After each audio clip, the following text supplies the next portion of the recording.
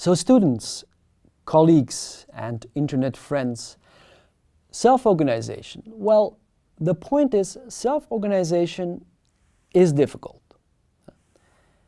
Especially if you look at how historically we have organized ourselves, and yes, in history there are examples even 2,000 years ago of small self-organizing units, and also power structures with hierarchy have been around and are still around today. And definitely in politics we even see a revamping of more dictatorial structures. So self-organization is difficult, but it definitely can be done, and it takes trial and error, just like any other human behavior. I'll give you a very simple example. When I communicate with my wife today, I know that we discuss topics that probably my parents would not discuss, or even my grandparents would not discuss. For example, we very openly discuss budget and finance. My wife knows our financial situation. My mom didn't, and my grandmother actually, well, she didn't, but she did because she tried to find out, but that was not openly discussed in that generation. Now it is. That is because we learn, because we do try new behaviors, but that goes through trial and error. So you have to allow people also to make mistakes. The second thing we can also learn from SEMCO is that self-organization is not a gimmick. It's not a trick. It's not something like, well, let's look at a list of the things they do and let's copy 2 or 3 items.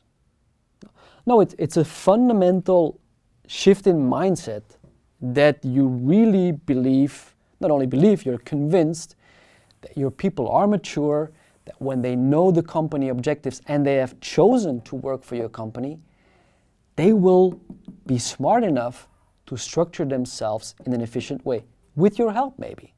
So it's about that. It's not about tricking them into self-organization, which is a bizarre concept, but some companies do this.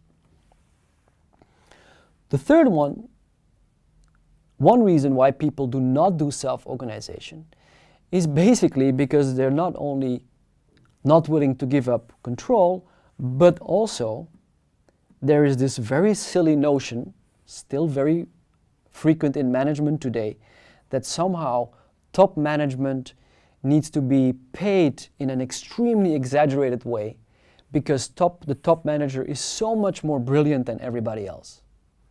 I mean, if a company's director is making 100 times more than a factory worker, we really think that that is absolutely wrong, has nothing to do with reality. Of course, managers are paid more than people who may not have that responsibility. I think that is fair to say. But only up until a certain level. And it's by this silly notion of amazing, great leaders who also get too much that we keep the movement towards self-organization. We prevent people to go to that movement.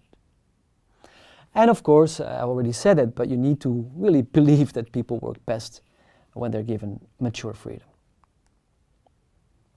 So here's some references. I took most from an article in Strategic Management, but also the book Maverick, and there are many, many other sources.